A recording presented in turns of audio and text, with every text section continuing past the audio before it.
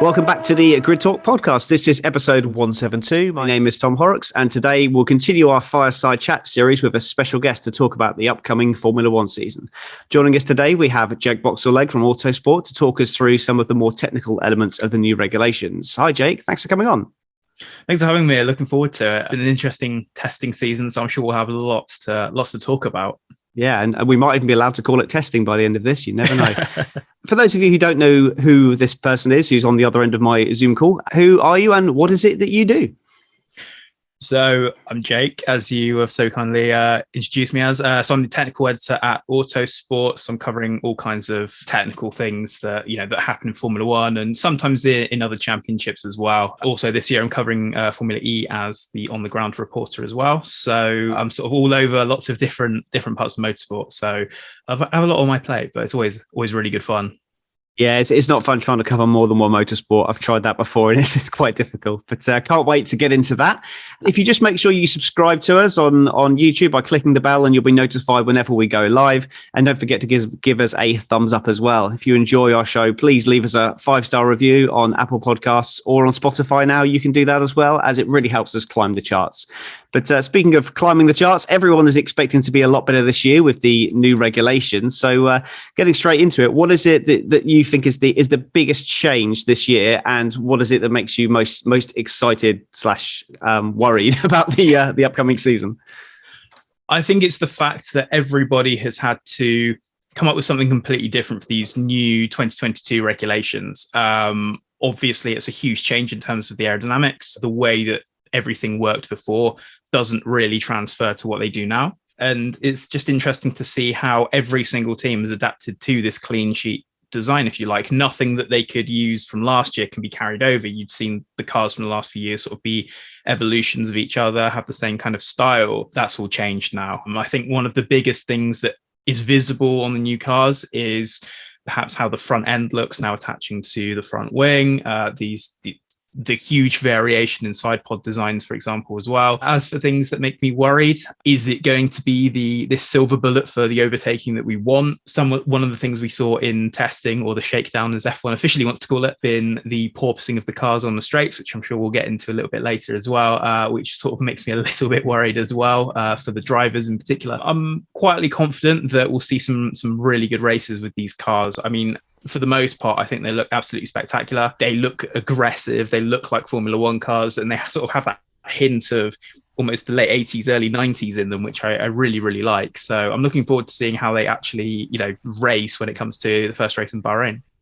Yeah, I'm quite excited about the looks of the cars and seeing the times that have been coming through in practice. And I know it's a bit early to talk about times and everything, but it seems like it's going to be both sexy and fast this year. I was a bit worried we were going to have like 10-second a lap slower cars, but it's certainly not proved the case at all, as we've only been a couple of seconds off Barcelona times from last season, which was really great to see. But obviously you were in Barcelona. What was that like being, I mean, obviously I know you've done it before, but what was that like being there for the launch of this entirely new formula? There was this very sort of tangible key sense of anticipation in the media room. Everyone was really looking forward to seeing how these cars did. We were all waiting to see who the first car to come out was, and I can't even remember who it was at this point. I think it might have been a Mercedes. I think it was Lando, because it might have been a McLaren actually. Yeah, bit of a fanboy. So I was looking out for that. So yeah, it was really interesting to see these cars finally hit the road and see what they do and kind of understand them as they went around the track. Yeah, it was a really good feeling to sort of be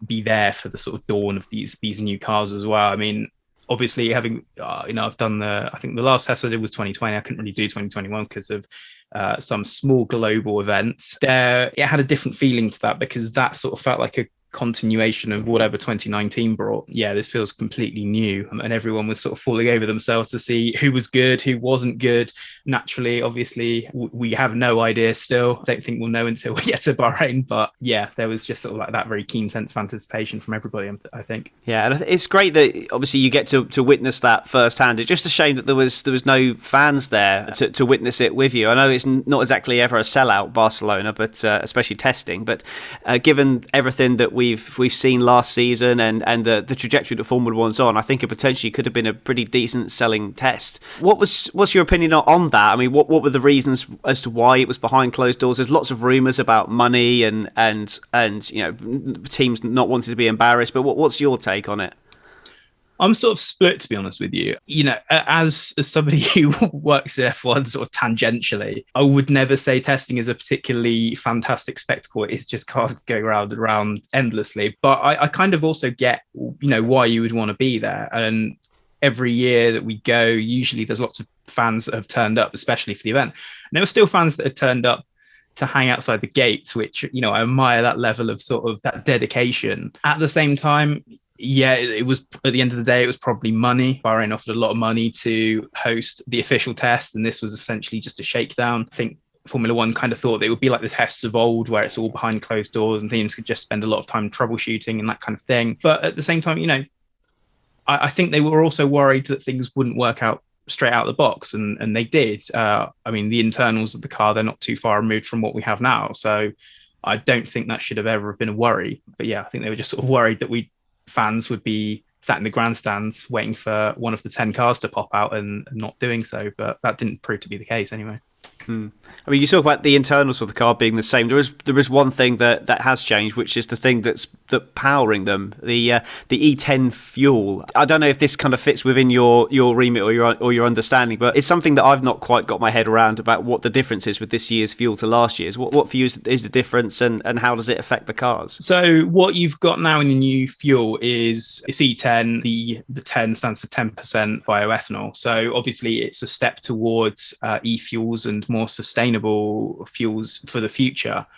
One of Formula One's sort of big, I guess, problems over the next 10 years is deciding, what it wants to be, how it wants to be, how it wants to be propelled, because obviously worldwide you have a lot of countries saying that they want to stop the sale of internal combustion engine powered cars, that sort of thing. And so Formula One's looking for alternatives, and it's, do you go to a full electric formula? Do you sort of go with an electric power chain but have a hydrogen fuel cell powering it, or are you going to invest in synthetic and drop in fuels that still work with internal combustion engine but produce so many emissions and don't create so many emissions in trying to produce them? So it's sort of part of that sort of shift. And I think when we move into 2026, if it's not, all bioethanol or something like that, or all sustainable fuels, I think Formula One will have missed a trick, but I think that's what they're shooting for going into the future. Yeah, absolutely. Yes, it's certainly visually. I know, obviously, the amount of fuel that we use getting the circus on the road is, it absolutely dwarfs what we actually use for the races themselves. But certainly politically, it would look a lot better for Formula One if they were using fuels that are a lot more economical, even if it helps with the development of those fuels for other cars. Because even if we stop selling internal combustion engine cars, it's people are still gonna, they're still gonna own their old bangers. And I know my dad's got a Jag E-Type that he's never going to get rid of, and what are you going to do with cars like that? You need something that's going to replace that fuel and without killing the planet as well. So definitely a good thing for Formula One to be pushing towards. Back to the cars going fast, which is what we care about. Obviously the lap times, we don't really look at the lap times, but they're not too far removed from last year. But what's your opinion on how it's going to affect them at different circuits? Obviously Barcelona, very very specific type of circuit, which is very different to Bahrain and then Monaco and Monza. How do you think the cars are going to react differently on those other circuits? I think one of the things that we saw, particularly in the first sector at Bahrain, when you look at turn 3, it's quite a sort of fast sweeping corner. And the cars are going to be absolutely spectacular around those corners because these new Venturi tunnels that they have on the underfloor, they produce so much downforce and they're just sucking the car to the road, and it just means they can go so much quicker around these corners. And so in circuits like that, circuits like Monza, maybe even circuits like Zandvoort and a few others, they're going to look so good. My worry is with this circuits like Monaco and Hungary, where everything's a lot slower. So these Venturi tunnels don't have as much top speed to work. And so they're not producing anywhere near the amount of downforce. And so it's going to be, I worry that it's going to look a little bit glacial from that perspective anyway. But around Barcelona, in that first sector and in perhaps around turn 9 as well, they did look pretty spectacular. I didn't see too much of the on-track action because I was helping coordinate the Autosport live efforts, because obviously nobody really had much of a way of watching testing. So it was kind of up to us to show what kind of the times were and who was doing what and that kind of thing. As you say, the times aren't too far removed. We're probably a couple seconds down, but at the same time, the cars weren't really pushing either. Nobody was really absolutely going for it. We ended up in the 118s by the end. It's about 2.5, 3 seconds off the ultimate lap time that teams were doing last year on the absolute sauce. But again, they're not really pushing. So the time deficit isn't too much. And with development, it will only, the deficit will only shrink. Yeah, I mean, I'm not convinced they were pushing at all, given that like the times they were putting straight out of the block, and then 3 days later, and they weren't going that much quicker. So I can't see that they were really going full beans at all. It's more kind of systems checks and understanding as opposed to chasing times and everything like that. They're going to be more focused on that in Bahrain, as that's where we actually start the season. But if we actually go on talking about cars themselves now, we'll just kind of work through them in championship order. I think starting with the Mercedes. I mean, it's silver. We've noticed that. I'm kind of torn on that one. I really like the black, but also it's nice to see the silver return. Colour aside, what's your opening thoughts about the Mercedes car itself? Well, I think, first of all, the thoughts of other people seem to be that it looks really simple, and I don't entirely see that. I think it's just a sort of a baseline car when it comes to testing, and we're expecting them to bring quite a few more updates for Bahrain, whether it'll be like a Spain 2019 situation where they turned up with a very visibly different car from one day to the next. I'm not entirely sure, but what it crucially had, especially over last year, when you look at Bahrain testing, for example, there was a very, very long period of time where the Mercedes was spending their time, in the garage trying to work on things because it was not particularly reliable. What they've got this year is reliability out of the box. And on the final day, for example, Lewis Hamilton was just clocking in lap after lap on the sort of wet, drying track when they'd wetted the track for wet weather testing. It looks reliable and it looks strong. And I guess that's everything we kind of expect from Mercedes. And yeah, I think aerodynamically we'll see some updates and we'll see the car become a little bit more complex. But what it does have, it's got some sort of really sort of interesting little design solutions to the new cars. It looks like a very, very strong contender. So yeah, I think I'm sort of quietly impressed with what they've been able to do. I think we'll definitely see more from them in the next couple of weeks. Yeah, I think if we've learned one thing since 2014 about Mercedes is they know how to test. They know how to put a testing program together. They've never once really looked like, I think one year they looked slightly on the back foot, and that was when Ferrari just came out as an absolute rocket ship. But even so, you still had this belief that they were going to catch up. Even last year, you still had this belief there that they're not just going to design a bad car, are they? But yeah, I think probably almost a B spec car will be following in the first official test, definitely. But Red Bull, they seem to have completely changed their car from the pictures they launched within the 2 weeks later to the testing. Totally different car design. I've not seen much of this myself. I've not seen a lot of pictures on track, but the first thing I noticed was the hugely aggressive side pods that just seemed like you could put your dinner on those things. What stood out for you with the Red Bull? Well, first of all, I'll say that I was quite furious about that launch because to promise an RB18 and then basically just paint the F1 show car and you go, here it is. It's very, very cheeky, and I wasn't a massive fan of that. But then when we did see the car, yeah, as you say, the side pods were hugely aggressive. There was this massive undercut around the sort of front inlet, if you like. And this just is all part of the solution on how to get this new floor design to work best. And everybody's doing a lot of weird and crazy things with their side pods to move the cooling around, create the sort of space underneath the floor to, try and derive more downforce.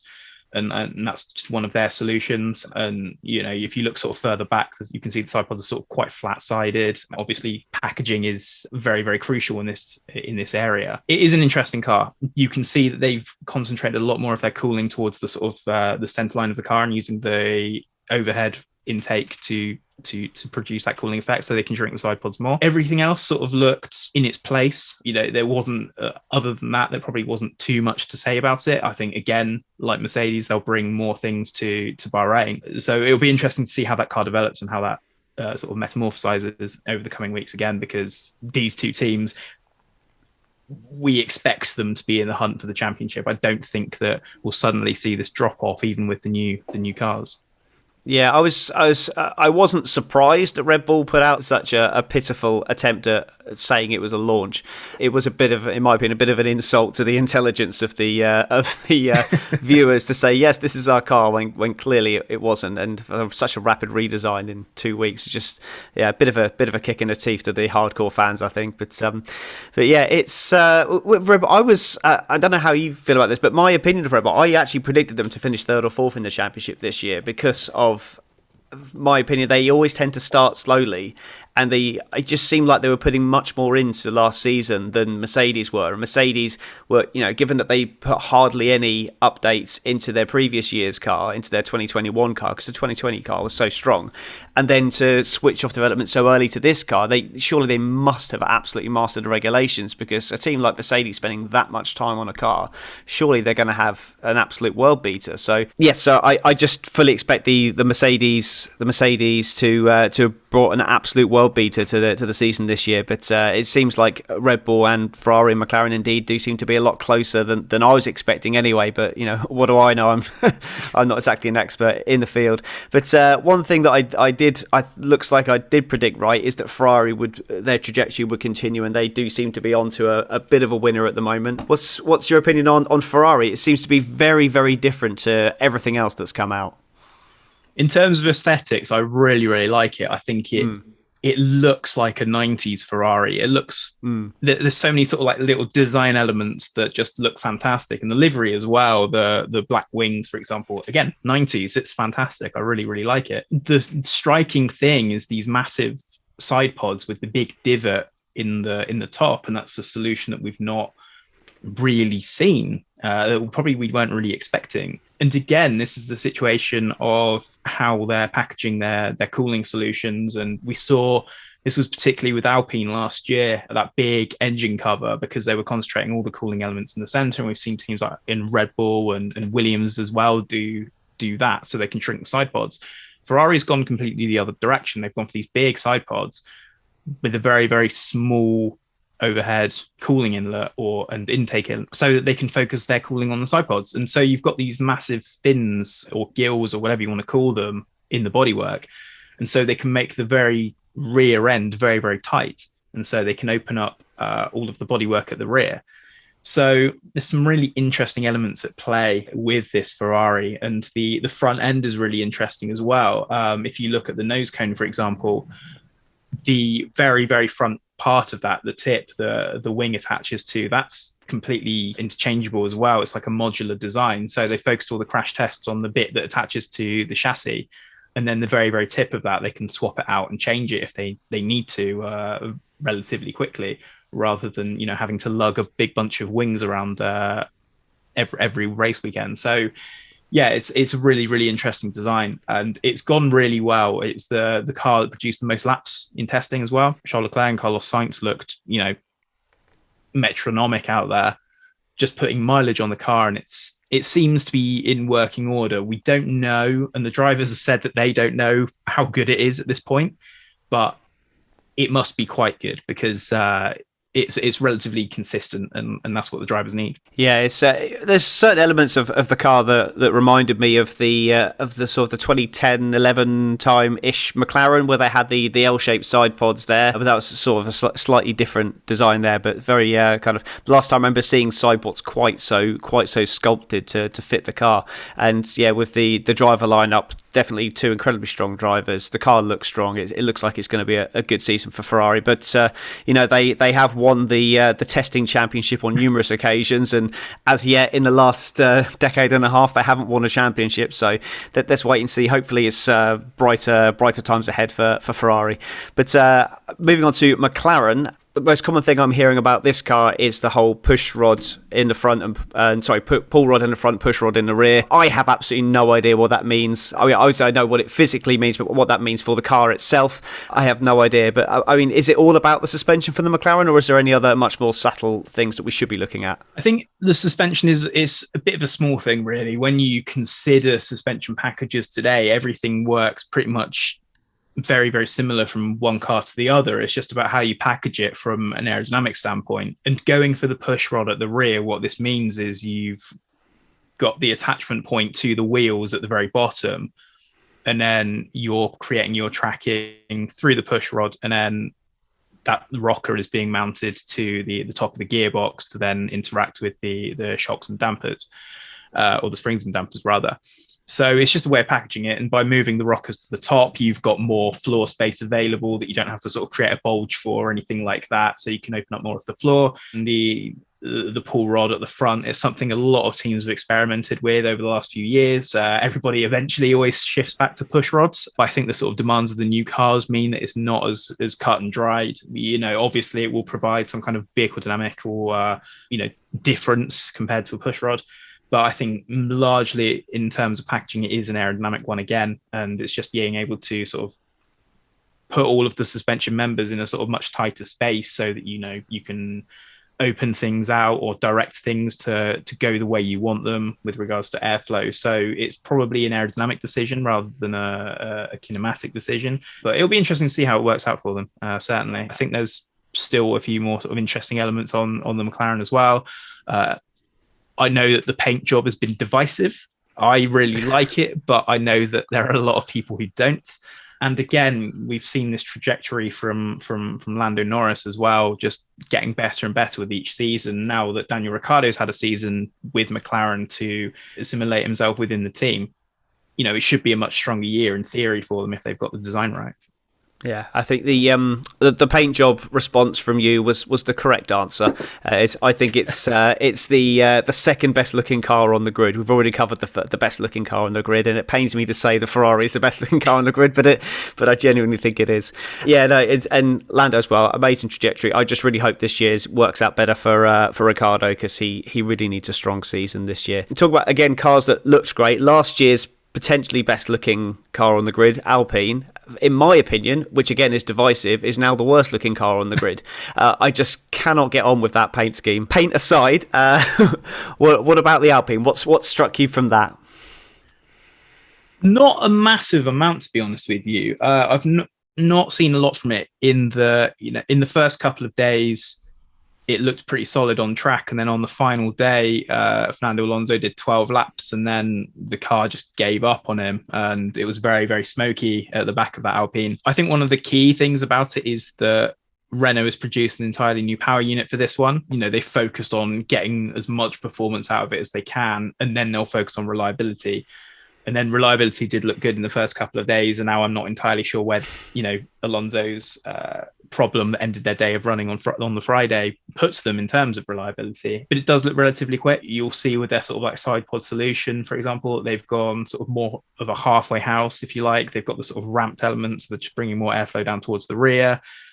Everything looks relatively conventional. Whether it's the car that will bring Fernando Alonso a win again after many, many years, we'll have to wait and see. But I think it probably end up being on balance a little bit more of the same from them, fighting in the midfield, that kind of thing. They'll want to be more consistent, because that was one of the big problems they had last year with consistency. Either they were in the points and Ocon was getting a win, or they're P11, P12. So they need to sort of find a happy medium there and sort of damp their results out a little bit.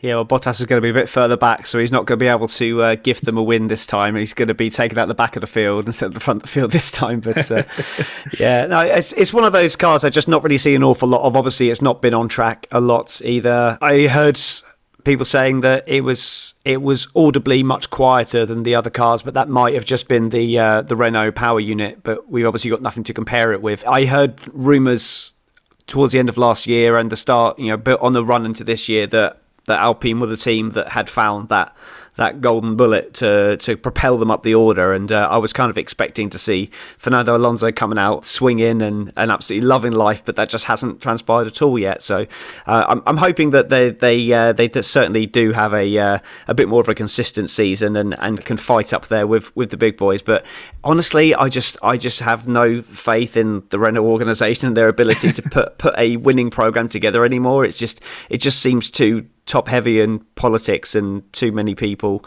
too many cooks spoiling the broth, personally for me. But yeah, again, what do I know? Absolutely nothing.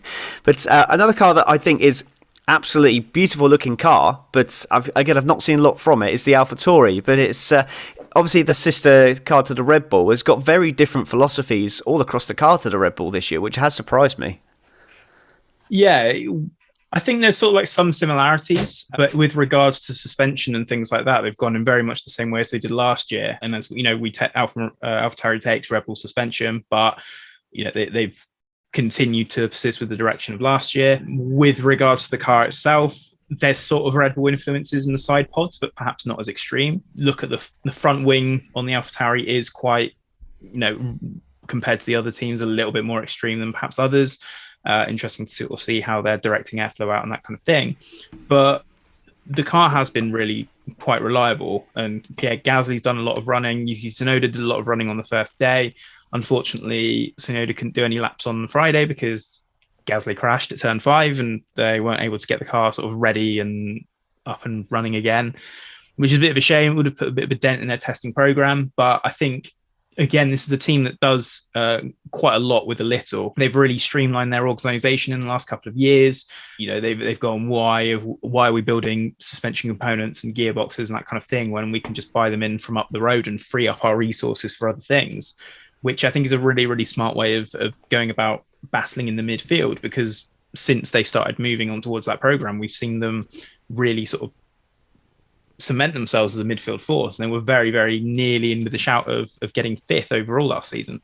So they're just very, very sensible with the way that they do things there. And we know how good Pierre Gasly is. He's really picked up from the sort of Red Bull disappointment, and he just delivers week in, week out. And I think with regards to Yuki Tsunoda, we've certainly not seen the best of what he can do. I do rate him personally. I think he can be fantastic. It's just getting him to realize that, but at the same time not overinflating his ego, which was, I think, the problem at the start of last year, where he thought, oh, this is easy, I can do it. And then when the hard times hit, he was like, I don't know what to do now. And his confidence just dropped. So it's up to them to sort of keep him on an even keel and just, you know, hungry and fight for points and things like that. Yeah, it's very much feast or famine for the AlphaTauri team. They're very much a dark horse, not say for the championship, but very much an unknown quantity coming into this year. And the whole philosophy of buying everything in from Red Bull was very much opposite what James Key was trying to put together.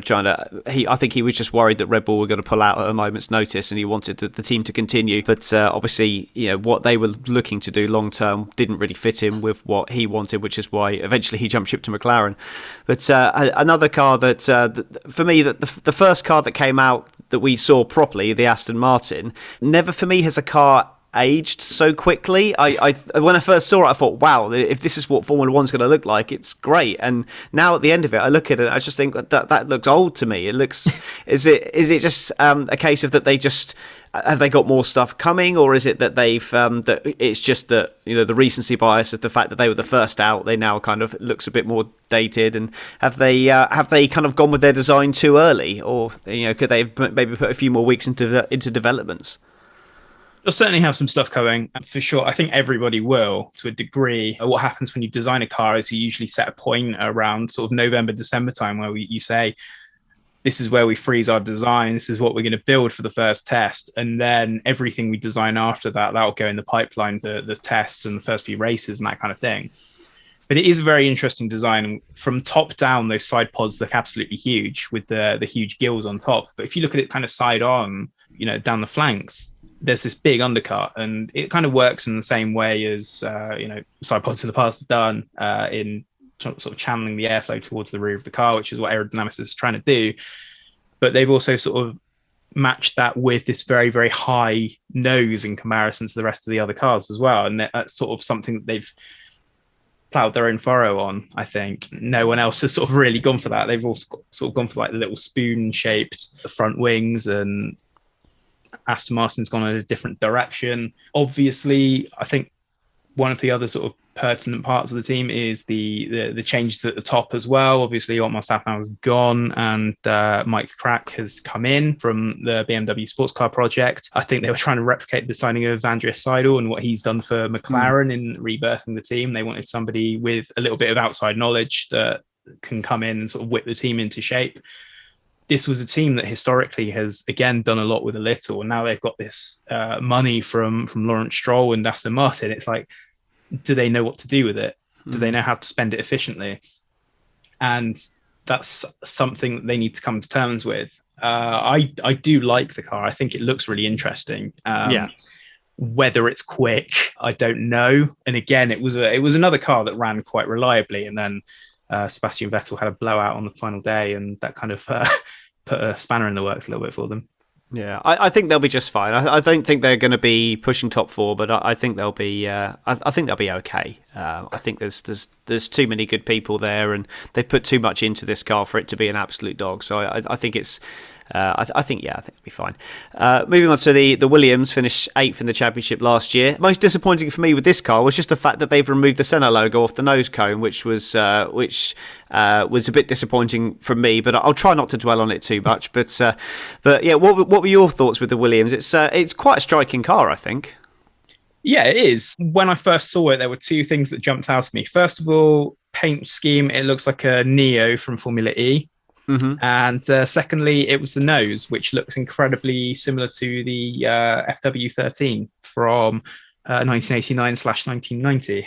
It looks like a massive throwback, which I like. And then you look at the side pods, and it's sort of gone in a very similar fashion to the Mercedes, sort of like a relatively open sort of front part, and then just really tucks in behind that. I really, really hope that Williams is able to continue on this upward trajectory now, because last year, when you consider that car that they had was supposed to be, well, it was obviously a development of the FW43 of 2020, which was a development of the god-awful car from 2019. When you consider that they were getting points with it on a regular, well, not a regular basis, but they were getting points with it, that's such a good turnaround. And now that they've got all the what is seemingly the right people in charge, hopefully, they're on the right step. And Alex Albon as well coming in for George Russell. I think, you lose George Russell and it's a big loss. But I think in terms of like for like replacements, I think Albon's probably the best that they'll get. I think, he's very, very underrated. I think his reputation took a little bit of a battering with Red Bull. But when you look at Sergio Perez, for example, and we know how good he is, relative to Max Verstappen, is he doing any better? Not a huge, maybe like by a tenth a lap, but not a massive turnaround. So I think they've got a very, very good driver.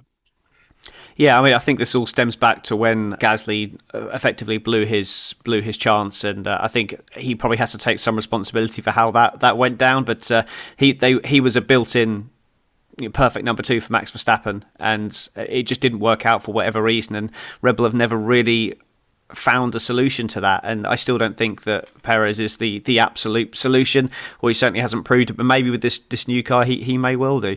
I think for me, Williams' biggest problem is that they don't have George Russell anymore, and it really is it's an important season for Latifi, because was Russell that good, or is Latifi purely a pay driver? I guess we'll find out, because Albon's no slouch, as you say. I think probably if they can maintain 8th place, then they'll probably be happy with that. But as long as they're in the fight and they're not adrift like they were last season. Moving on to the Alfa Romeo, ninth place last season. Very, very secretive of their car. The camo livery, which looked great, but we never saw the car. So they were like being doubly careful to make sure no one saw what they were doing. So from what you can tell from the car, from what you've seen of it, what's your thoughts? It's been a difficult Barcelona for Alfa Romeo. They had a good period on the second day where newcomer Guan Yu Zhou was able to get quite a few laps in, but laps have been at a premium. Every time, Valtteri Bottas got in the car, things just kind of seemed to go wrong for him. I think maybe the best he got in the day was like 20 laps or something like that. Classic Bottas. Yeah, it's been a difficult time. I'm intrigued by the car. It's very, again, they've really sort of gone with their own direction. One of the things that they've done over the off season is reduce their technical partnership with Ferrari so that they can go their own way with regards to gearbox and suspension design at the rear. And then, like Aston Martin, they've got these big old side pods with a big old undercut. And then if you look at the sort of front end as well, it looks incredibly complex, the front wing. So I'm just intrigued to see when that car is turning in laps on a consistent basis, how good it's going to be. With Bottas, what they do have is a driver who is going to be a very good benchmark of where the car is, in pace terms. If a car is capable of sixth place, he'll put it in sixth place. So that's someone dependable that Alfa has. And then for Guan Yu Zhou, coming in now, Bottas is a fantastic benchmark for him. Obviously, he's getting a little bit of flack for bringing all of this money from China and that sort of thing. But I think he's a very solid driver and he'll do a good job. He's not going to embarrass himself, which I think is the absolute key thing. So I'm looking forward to seeing this car run properly and see how good it is when it does. Otherwise, it might be a difficult year again, and we'll have to wait and see on that one. Yeah, I've got high hopes for Alfa Romeo. Regular listeners to Grid Talk will know of my absolute just complete vanilla-ness towards the Alfa Romeo operation over the last few years, and I would always get Alfa Romeo to talk about in the race reviews, and it was always just like, ugh, where do I start? But no, I'm quite excited about Alfa Romeo this year because two new drivers, new just a whole kind of new, not a new team as such, but a whole kind of new ethos and way to go racing. And I'm looking forward to seeing how that pans out. And the car looks good as well. Best looking Alfa Romeo since they've come back into the sport for me. But just as long as they just have a purpose for me and a reason to go racing, then I'm happy. But they just haven't had that for a few years. So, and a team that's very lucky to even still be on the grid, it seems, at the moment, with all the problems that they've had in Haas. I think the biggest thing for me this year for them, politics aside, is the extra help they're getting from Ferrari, and they've really got some good people in the right places there. And given that they completely sacked off last year, I think the signs are good for Haas if they can keep the thing going. What's your thoughts? I think I'd agree with that, to be honest with you. If you look at the car's sort of details, it's very well developed at the moment. Obviously, as you say, they put all of their eggs into this basket, and so they've had more time than everyone else with sort of a full development force working on it. And so, yeah, little details around the front end, that kind of thing. Really interesting to see them in comparison to other teams. They've gone for sort of like similar side pods to Ferrari, and you can see that influence in the design. As you say, they've got a hub at Maranello explicitly for Haas, which is being led by Simone Resta, who's a former Alfa Romeo and Ferrari designer. So they've got, as you say, all the right people in place. It is just, again, a matter of reliability. Mazepin had a fuel pump problem on one day. Mick Schumacher has an issue with the floor and some sensor issues on another day. It's just kind of, it's been this perfect storm of issues, and then obviously on the final day it turns up in a completely plain white livery owing to outside influences. So it's been a very, very difficult Barcelona for Haas. It's unclear where they go forward from here, especially with regards to drivers. Is Mazepin going to be in that car in Bahrain? We don't know. The suggestion is that he won't, but we don't know that for sure at the moment. So it's a team we'll have to keep our eye on for sure. Yeah, at the time of recording this, we are recording this on Wednesday, the 3rd of March. So that may well have a bit more clarity by the time this actually airs, which will be on the eve of testing for us next week. But it may well be Oscar Piastri in that car. Who knows? We can only hope. But yeah, I do feel sorry for how things have kind of panned out. Also, just more for my predictions in that I said that Mazepin would be scoring regular points this year. So just for that alone, I'm disappointed. But it's never nice to see someone have a drive taken away from them for financial reasons, but equally let's be honest, he's there for financial reasons. So you live by the sword, you die by the sword. If he was there purely on hired basis, then we would obviously feel a bit more sorry for him. People like Danny Kvyat or Irina Sidorkova, who are not looking like they might not be able to ply their trade purely because where they were born just doesn't quite sit right with me. But I completely understand why this is happening. And but if we move on to slightly more happier thoughts and staying away from the global atrocities that are happening, we look forward to the season. It's looking like it's panning out to be another good season. Probably never going to match 2021, but in my opinion, that was the greatest season in Formula One history. I will fight anyone who tries to tell me otherwise. Despite the driver me backing for the win didn't get it, but hey ho, that's not you can't win them all. But Predictions wise, just a bit of fun, really. If we look at the top 4 drivers, top 4 constructors for the season, what's your opinion on where they're going to end up come the end of the season in Abu Dhabi? The issue here is you've picked the world's biggest fence sitter to come off his perch and make a choice. And I'm going to make you give me an ironclad top 4 for both drivers and constructors. Okay. Gosh, it's difficult, isn't it? Honestly, I've not really thought about it because I'm so sort of lost to the world of we don't know what they're doing. It's hard to make a choice. I don't. Something inside me is sort of saying that Verstappen won't win it a second time around, which I'm saying now it's going to come back to bite me. Oh God. Oh, solid. I'm going to say George Russell for the title. Wow, excellent. Why not? You heard it here first.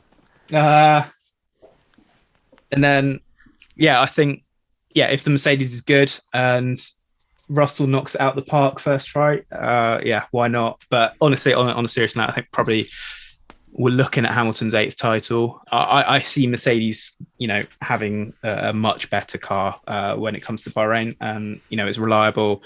It should be quick. He's looked like he's just kind of kicked on, and I think the pain of losing the title last time round, that's going to fuel him a lot as well. Who knows how many years he's got left? Maybe 2 or 3 at max.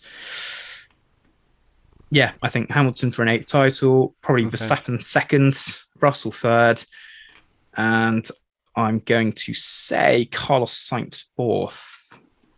Excellent. If the Ferrari is everything it promises to be, I think he might beat Leclerc.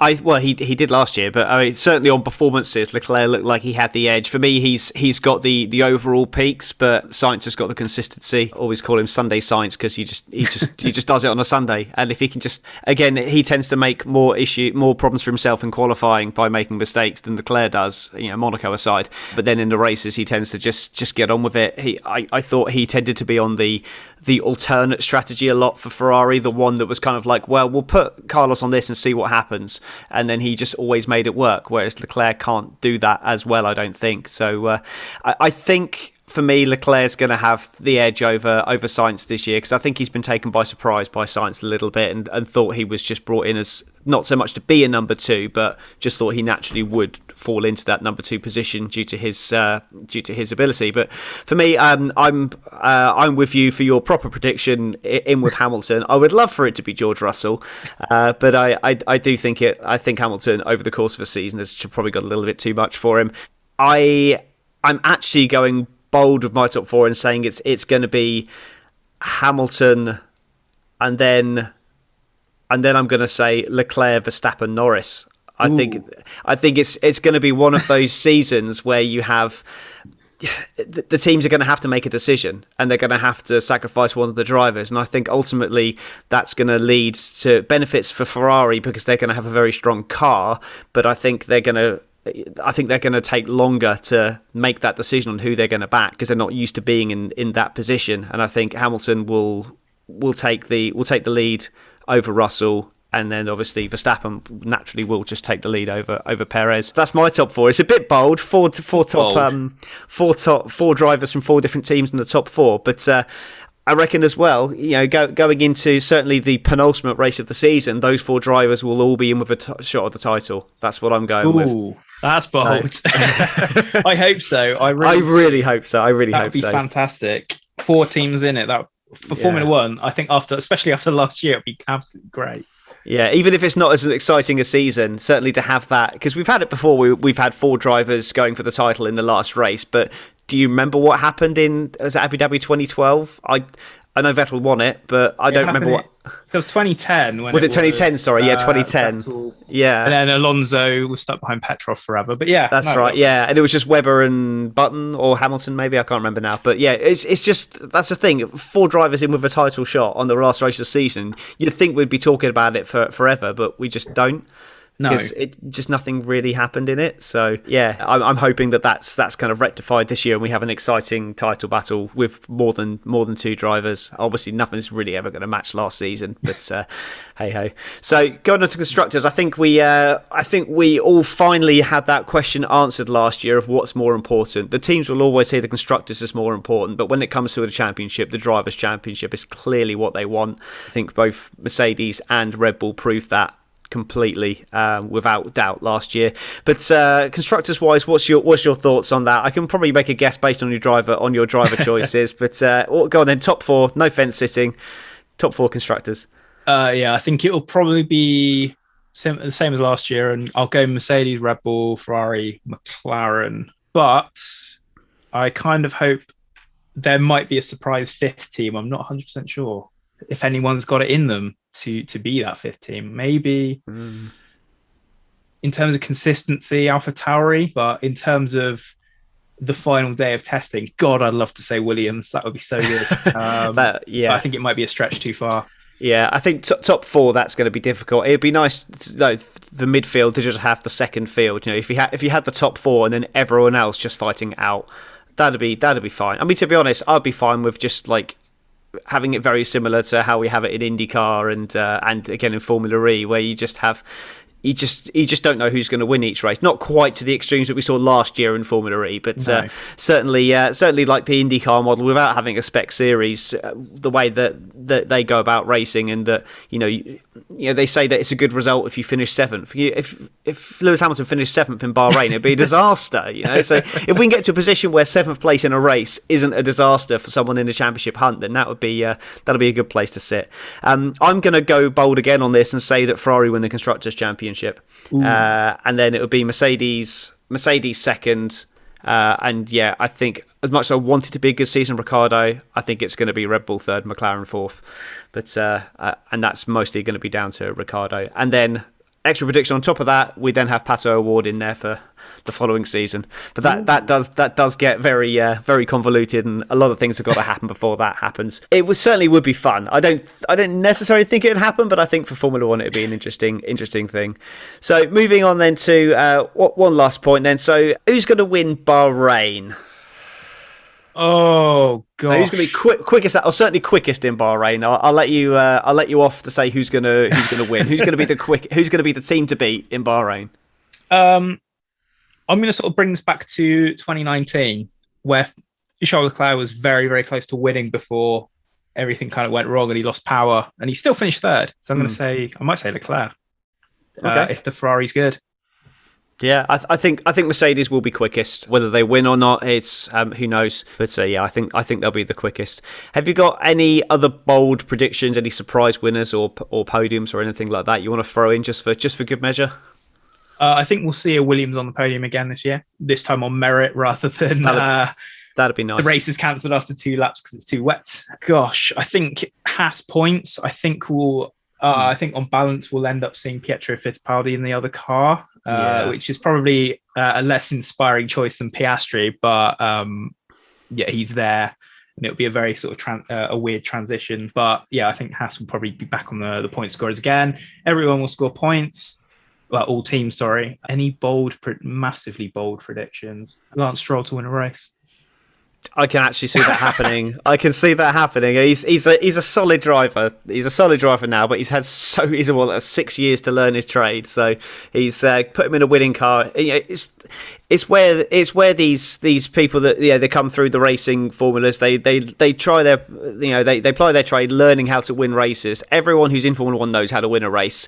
Ocon winning in Hungary was probably one of the easiest races he had that season, because the seas parted, and then all he had to do was do what he can do best: drive fast without having to fight anyone, and obviously just having to keep Vettel behind him. So probably one of the easier races. So certainly, if he's got a car where he can get into that position to win a race, then I have no doubt he will close that out, provided he's not put under undue pressure. Nothing like when to come in for intermediates or anything like that, or having a car chasing him down on much younger tyres, for example. If it's just a case of he ends up in the lead, then I've no doubt that Lance Stroll could close out a race win, but it's because he's definitely got that much talent to be able to do that. Just going back slightly to the question mark of the other Haas drive, you'd be a good person to ask this given your Formula E connections. Another name banded around is Antonio Giovinazzi. What are your thoughts on that? How airtight is that deal? Because I know it's not started too well for him. There is one thing about Dragon, which is it keeps its drivers under lock and key. And I believe that its other driver, Sergio Sette-Camera, tried to find a way out of the team because it's not been particularly strong. There's been a huge turnover in sort of backroom staff, but he couldn't find a way out because Jay Penske owns his soul basically. So I think for Giovinazzi, it depends on how tight that contract is, and I can imagine it is probably quite tight because Dragon perhaps foresaw, if he didn't like it after a couple of races, then he'd be on his way. So it depends how much they can get for him. It also depends how much influence Ferrari has in this as well. If they have him on a leash, that they can just sort of pull him away and pop him in the Haas, he'd be a strong option. A solid option, certainly. He didn't impress massively at Alfa Romeo, but he did have good days. And I think, if you want someone that's a bit plug in and play, then he'd be a very, very good option. But yeah, it totally depends on whether Dragon would be willing to let him go and whether they'd be able to find a replacement in time. Especially because the next race coming up is Rome. Would Antonio want to miss his home round? I don't know. We'll have to see. I think given the start that he's made, and then he offered a Formula One seat in a much more competitive Haas, I think he would rip your arm off personally. But yeah, if we'll move on to do a little bit of Formula E chat, if that's okay with you, because obviously you say you're the on the ground reporter for Formula E this year. What does that involve, and what's it like having to balance between two complete formulas like this? So generally, that is going to all the races, asking the drivers annoying questions, reporting on all the races, being in the paddock, and sniffing out news essentially. So that's sort of like the general bread and butter. So you're like the Ted Kravitz of Formula E, is that correct? Or is that... with less sandals, certainly. I don't wear shorts in the paddock either. Okay. But yeah, it's just trying to produce all of the content for Autosport and Motorsport.com, features as well. So basically, it's basically my wheelhouse really. With balancing both of it is tough. I do a little bit less Formula One stuff now, just sort of focused on the technical bits and pieces. Obviously, we've not really had a crossover in weekends yet, but we'll see. I think it'll be the Australian Grand Prix where I get to miss out on getting up at 1 a.m. for FP1, which I'm very happy about. But it's quite a lot of work, but at the same time, it gets me out of the house, and it's good fun. It's a completely different paddock, Formula E. It's a lot more similar to Formula 2 or Formula 3. It's sort of less polished than Formula 1, but at the same time, access to drivers is so much easier. You can honestly just sort of hang around the back of the garage and just grab somebody rather than having to set something up and wait several days in advance for an interview with, Pierre Gasly or somebody. It's a lot easier in terms of access for Formula E, which I think is a good thing. And as you say, you don't know who's going to win the races. I think the new qualifying system has sort of changed that a little bit. There's a bit more of an order, but at the same time, I don't know if anybody expected Pascal Wehrlein to win the race in Mexico, but he, absolutely Porsche knocked it out of the park. And it's going to be a really interesting title fight between them, I think Mercedes, Venturi, and maybe Jaguar if they can get their heads back in the game. I think as well, I think it's a good thing with the Formula E qualifying system, as you mentioned, because there's a certain amount of credibility that comes with being a bona fide world championship, and Formula E has always been very happy to try these gimmicks and try different things to create exciting races. But they've got to grow up at some point and be this world championship series, and I think having that qualifying format, I've only been following Formula E for a couple of years. I think 3 seasons. It was first race I actually watched was Stoffel van Dorn's debut, and so that's how long I've been following it. And so from day one, I've despised that qualifying format, and it just doesn't. For me, it's just not right. It's not racing for me. So I'm glad it's gone. I'm glad they've put something in there, although it's a bit convoluted and a bit difficult to understand, at least it does it's exciting, and the fast drivers fight it out for the pole, which I think is the right way to do it. You can tell by my comments here that I'm not a fan of reverse grid races or anything like that. So that's it's fun in Formula 2. But I think it gives away too many points for me. But anyway, this is not about Formula 2, it's about Formula E. But so you're...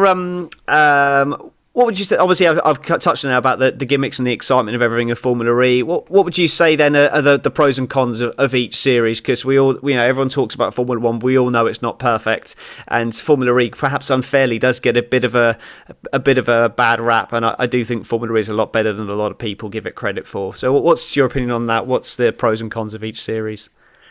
I think the big pros in Formula E, from my personal perspective, is kind of access, but also knowing that you're going to get a good race. And even if you come into it completely out of context, you know that you're going to see overtakes, you're going to see a little bit of sort of that rubbings racing mentality. You kind of know that you're going to get that. I think the cons are when it's so geared towards a sort of energy management series that you see these sort of lulls in the mid period of the race where people are energy saving towards the end, and that can sometimes work in some drivers' favors and sometimes it doesn't.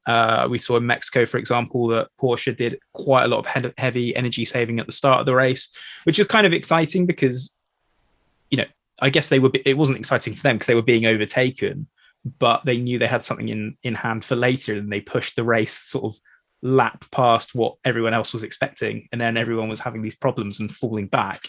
And it's kind of interesting to see that, but I wouldn't say it's necessarily a good look. Whereas with Formula 1, I think one of the cons is it's a little bit of a closed shop, but I think they're doing some really big things to change that. Obviously with Netflix, obviously with the changes in access that fans are getting, it's getting a lot better. Again, maybe the racing is something that still needs working on, but again, we've not seen these new cars to see how they do. But I think, the big pro of Formula 1 is Formula 1. It's such a massive, massive global entity, and it's got so much draw and it's got so much of a pull. And it's obviously something that everybody looks forward to every weekend. I think one of the sort of issues now that is maybe, a personal issue for me is maybe the calendar's too big, for example, and the races sort of feel a little bit paint by numbers now. But at the same time, you can't help but get excited for it. It's got this massive magnetic draw to it, which I really like. But it's just, I think they're just two very, very different series at the end of the day. If you can, I guess you can like them both. Yeah, absolutely. It's one thing I do like about motorsport in this way. It's not like your football and everything where you can only support one team, and it's like even just looking at a graphic I saw about IndyCar a couple of days ago, Romain Grosjean being the most popular driver in IndyCar, and then fourth on the list was no favourite.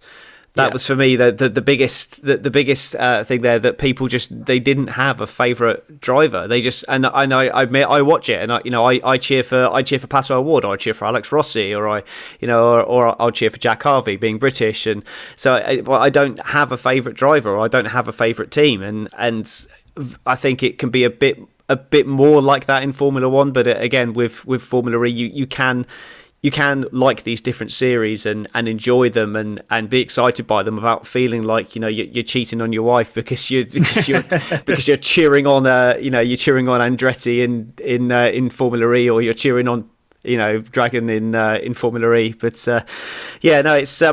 it's not, for me, Formula E is not quite the finished article yet. Things like what happened was it Valencia last year with the energy issues and that kind of thing was quite embarrassing for the sport. But then they've got on the flip side, the Monaco Grand Prix was absolutely brilliant, and it's certainly a work in progress, and I'm just really looking forward to seeing what the Gen 3 brings as well.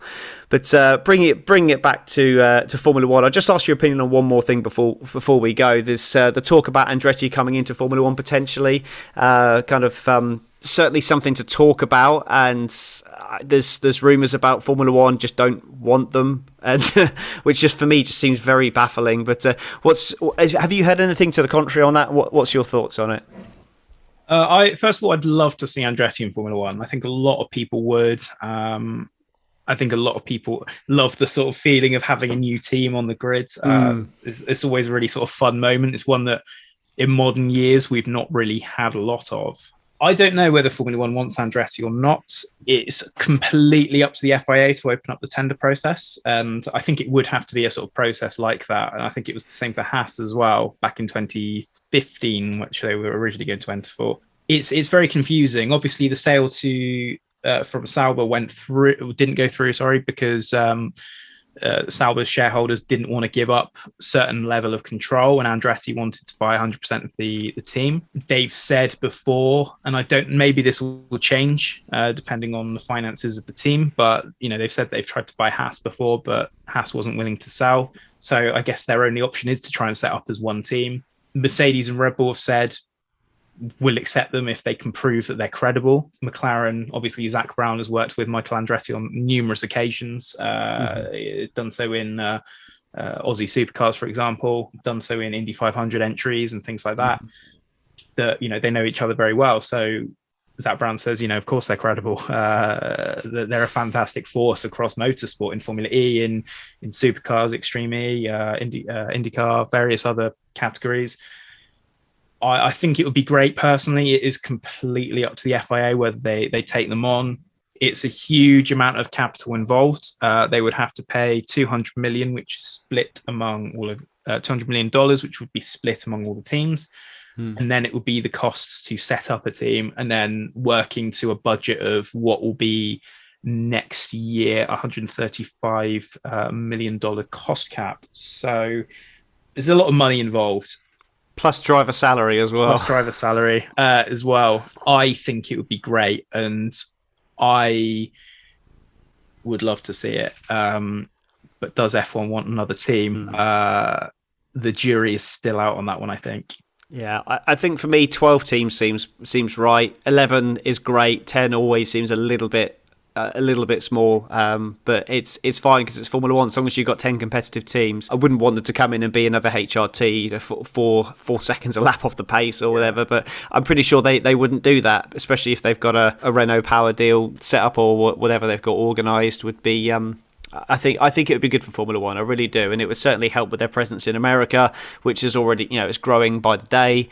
But certainly, I think it would be a good thing for Formula One. I just want to say as well, thank you very much for coming on today. It was an absolute pleasure talking to you about the Formula One regulations. And is there anywhere that people can go to catch up from more of the stuff that you do? And obviously, there's the Autosport website, the Autosport podcast. But where can people follow you and learn more about you? About me personally, I'll get onto that in a minute. Obviously, we've got the Autosport YouTube channel as well, as motorsport.com for all of our sort of friends from other regional editions and that sort of thing. My Twitter work account, I keep my personal Twitter account a little bit hidden, but obviously, if people want to follow me on Twitter, it is JBL Autosport, where I usually just post F1 related memes and that kind of thing. And obviously, follow us on Autosport. We've got loads of stuff, got loads of great authors and writers and that kind of thing. So we've got so much going for us, which is really good. So give us a follow. Yeah. You can also give us a follow as well. Please consider supporting us on Patreon from as little as $1. And so that can help us get better microphones and less cats in the background here as well. A cage for my cats would be nice.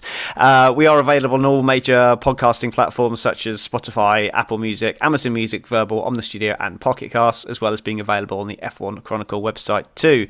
All our shows for our reviews go out live, and anything with that requires reaction to events goes out live. And we also have our post-show live chat for any questions if you want to join us on that. Just search for F1 Chronicle on YouTube, and don't forget to subscribe and hit the bell so you know when we're live. We will be back soon for more Formula One Grid Talk. Thank you very much for watching. Goodbye.